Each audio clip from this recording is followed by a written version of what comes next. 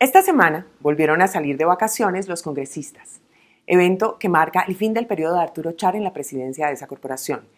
Y el balance de su gestión en el cargo nos sorprendió. Puso al Poder Legislativo al servicio de los intereses del gobierno. A pesar de que en esta legislatura se hundieron proyectos terribles como la reforma tributaria o la reforma al sector salud, ello no se debió al trabajo, digamos, de puertas para adentro del Congreso, sino a la presión social ejercida en las calles en el marco del paro nacional. Durante todo este periodo, el Congreso fue, por decirlo menos, pasivo ante la realidad nacional, pero un fiel escudero de los intereses del gobierno. Según el ministro del Interior, desde el 20 de julio del año pasado, le aprobó 49 leyes a Duque.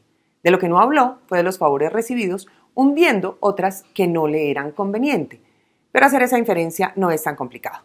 De hecho, el mismo Char le dijo a algunos congresistas, mientras hablaba sobre el proyecto que creaba la especialidad jurídica agraria, que él solo agendaría esa discusión si el gobierno la priorizaba. Y no la agendó. Así que el proyecto se hundió. Esa era la única ley de las que se estaban discutiendo que apuntaba al cumplimiento de los acuerdos de paz. De hecho, le apuntaba a atacar una de las más evidentes causas del conflicto en este país: la impunidad de los delitos sobre la tenencia de la tierra y las mafias que se tejen a su alrededor. Consistía en crear un grupo especializado de jueces que trataran ese tema. Y claro, el proyecto tiene enemigos poderosísimos que hicieron valer ese poder. Aún después de haber sido aprobado por unanimidad en Cámara, cuando llegó al Senado, el proyecto se encontró con un muro levantado por el Centro Democrático.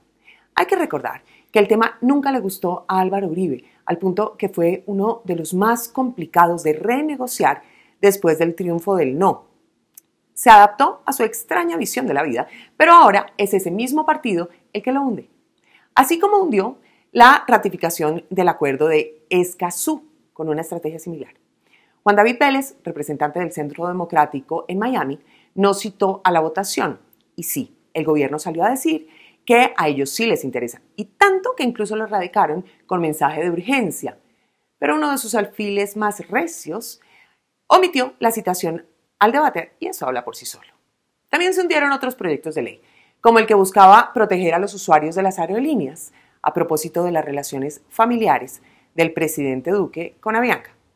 El que buscaba prohibir el fracking, que tampoco era de los afectos del gobierno, que había comenzado proyectos piloto hace meses, y el de matrícula cero, que sucumbió a la mermelada y las recientes alianzas del gobierno. Y todo esto mientras la gente protesta desde hace 2 meses exigiendo precisamente educación, el cumplimiento de sus derechos ambientales, sociales y políticos, y en últimas, democracia. Pero el Congreso aprobó la reforma a la Procuraduría, ley que no solo socava los principios democráticos, sino que además es un flagrante ataque al Estado de Derecho. No solamente porque ratifica que en este país no hay división de poderes, el gobierno controla el legislativo y los entes de control, sino porque además le da facultades judiciales a la Procuraduría para que juzgue, condene y destituya a funcionarios públicos elegidos popularmente. Todo ello en reacción al fallo de la Corte Interamericana de Derechos Humanos, que afirmó que la Procuraduría no tenía capacidad legal de destituir al alcalde de Bogotá, funcionario elegido popularmente, porque ese es un órgano administrativo. Así que el gobierno decidió, a través del Ministerio Público, darle poderes judiciales a alguien está diseñado para ser un órgano de control. Así de absurdo. También aprobaron la reforma a la justicia, que incluye micos. A partir de la entrada en vigor de esa ley, quienes acrediten experiencia casi en cualquier cosa pueden ser fiscales, procuradores, registradores o defensores del pueblo, porque eso, ¿para qué saber de derecho, de leyes y de justicia para ejercer ese tipo de cargos?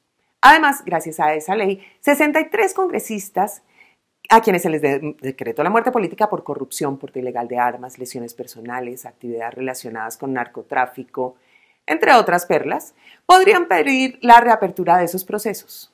Grave por donde se le mire. Y además, el país se expone a pagar gigantescas sumas de dinero a esas personas, lo que alcanzaría de sobra para pagar la matrícula cero que se negaron a aprobar, según Horacio José Serpa, por falta de plata.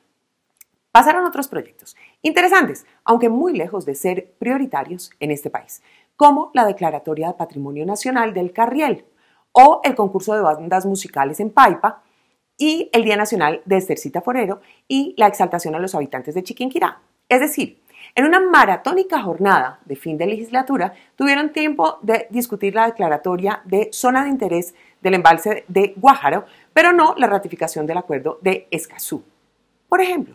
Y como no les alcanzó el tiempo para todo, Duque citó a sesiones extraordinarias en las que se aprobó la sobretasa a la gasolina, porque eso sí era prioritario para el gobierno y para Cambio Radical, partido de Germán Vargas Lleras y de Arturo Char.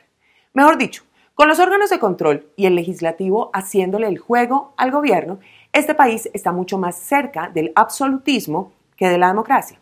Y todo esto se evidencia en un año preelectoral, porque los congresistas confían en la mala memoria de los colombianos o en que los votos se compran, no se ganan representando los intereses del pueblo. Así estamos. Café Picante.